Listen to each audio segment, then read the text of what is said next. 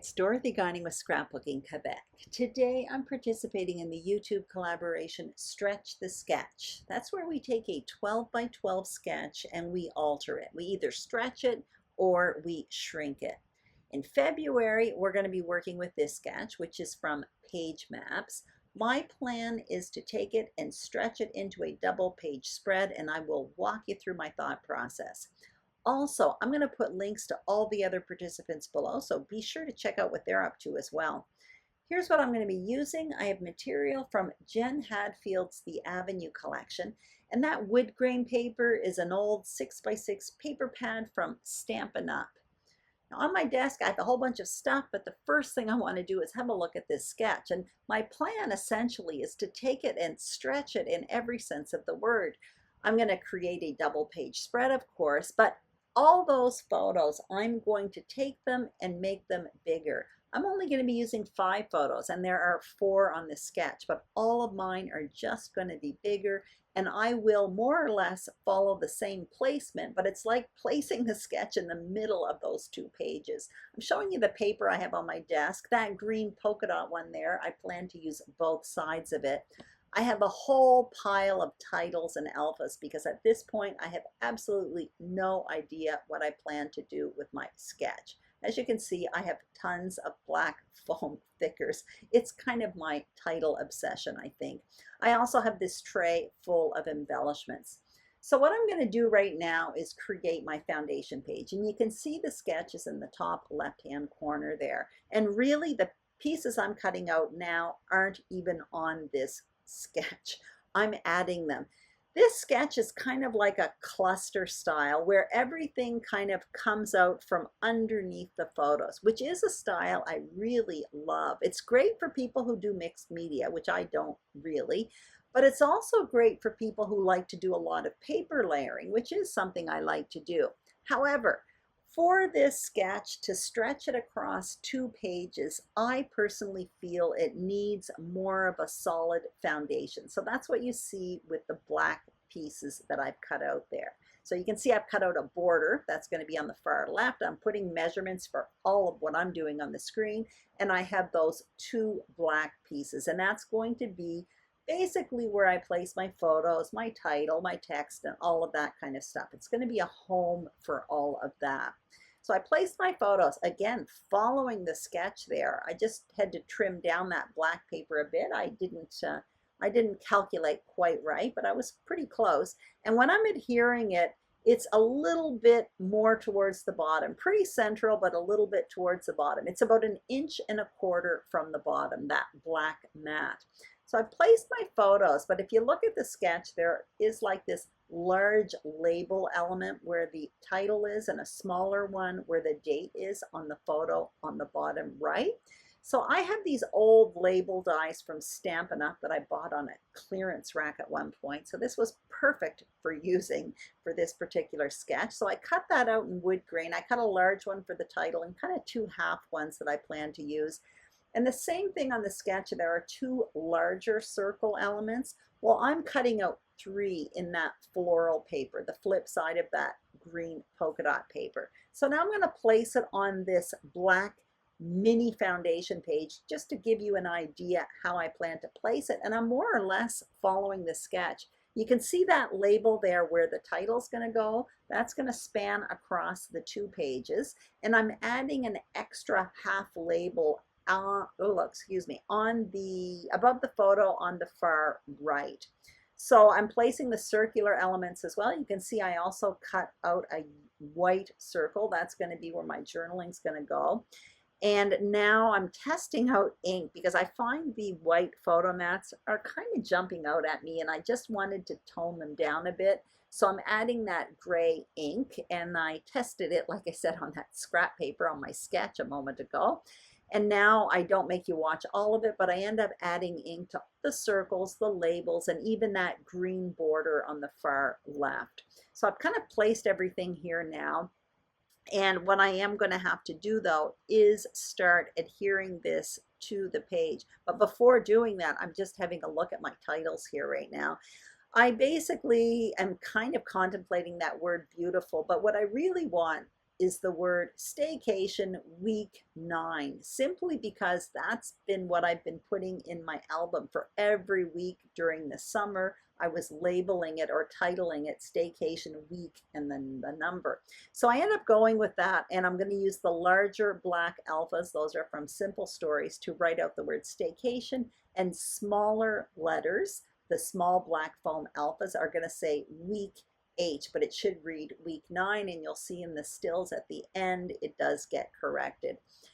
I am going to put the letters on wax paper off camera, but what I'm doing right now is I want to turn that white circle into a journaling box, and I have this old stamp from Hero Arts, and what I'm doing is going to add some lines to it. I should have stamped it first and then cut it out after with my Big Shot, but instead I did it in the reverse, so I'm stamping upside down right now, hoping that it works. Actually, it turns out okay, but I end up actually making another one.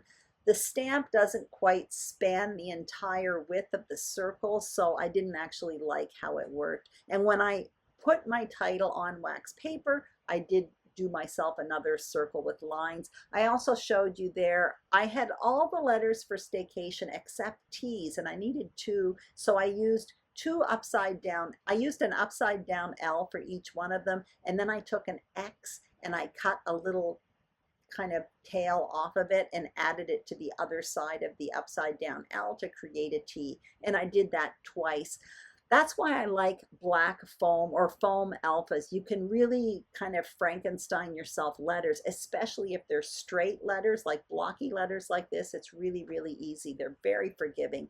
You can also see when I turned off the film, I got out all of my embellishing around me. So that's what you see all around me. But before embellishing, I do have to adhere these pieces to the page. And the order in which I do this is kind of important.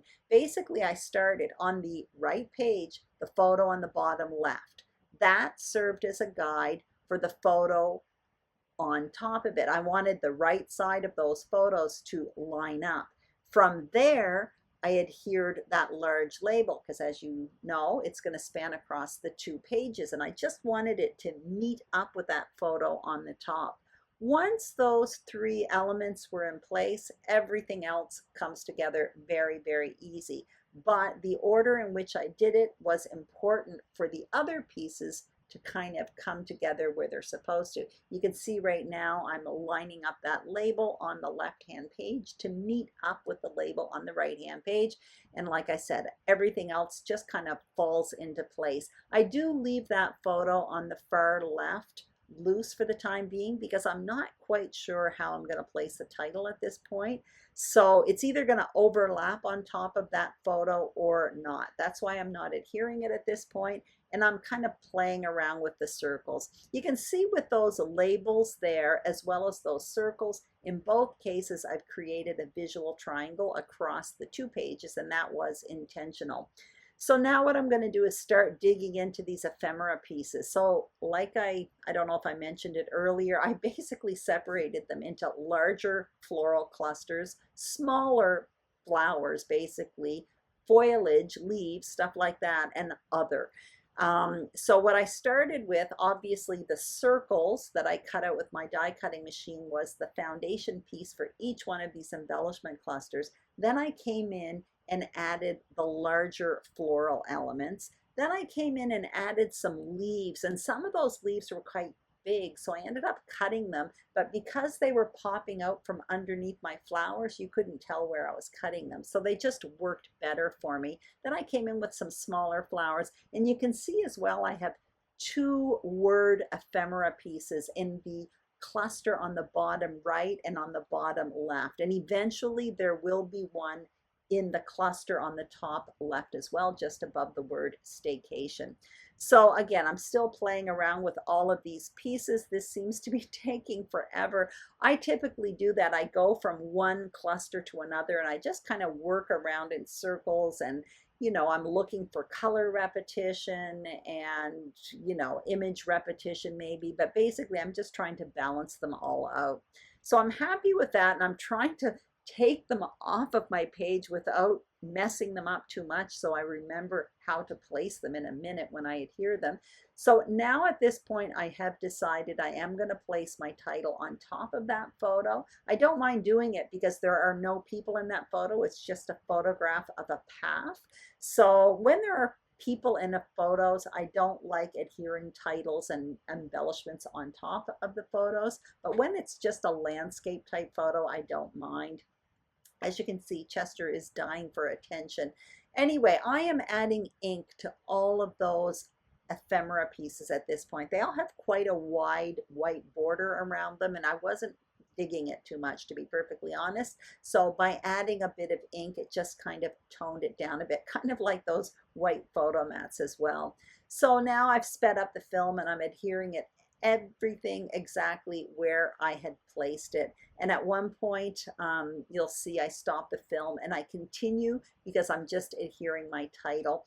And I don't know, it was kind of quick there, but you saw I had an upside down L and then I added that little piece for the word T. So now I'm finding that on that label above my title, Staycation, I feel like there's a big empty space there. So I go find myself a little label that says Joyful Heart. So I've got quite a gold element there. And the other two ephemera pieces with words all have a bit of gold in it, but that one has quite a bit, the one Joyful Heart. So then I went into the sticker sheet. I found myself 3 more hearts and I'm adding 1 to each cluster. So all I'm doing now is kind of rounding off my clusters. Okay, I'm going to add a little bit here, a little bit there, and just making sure I'm happy with all of that. I'm contemplating at this point putting a narrow border on the far right in that green paper. Eventually I do. You'll see that in the stills at the end, but at this point I haven't. And I also have these puffy leaves, which is also part of the Avenue collection, and I end up adding a little bit of those in each one of the clusters as well. So that's what you see me positioning around the page right now. I think actually at the very, very end, I end up running out of batteries. But what I do is I end up adding a 1/2 inch strip of that green polka dot paper on the far right. That's it. And of course, I did my journaling. So that's how I stretched my sketch this month. I hope you enjoyed it. If you did, please give me a thumbs up. If you haven't subscribed to Scrapbooking Quebec, I would be absolutely thrilled if you did. Also, be sure to check out the other participants and find out what they're up to this month. Thank you so much for watching and have a fantastic day. Bye-bye.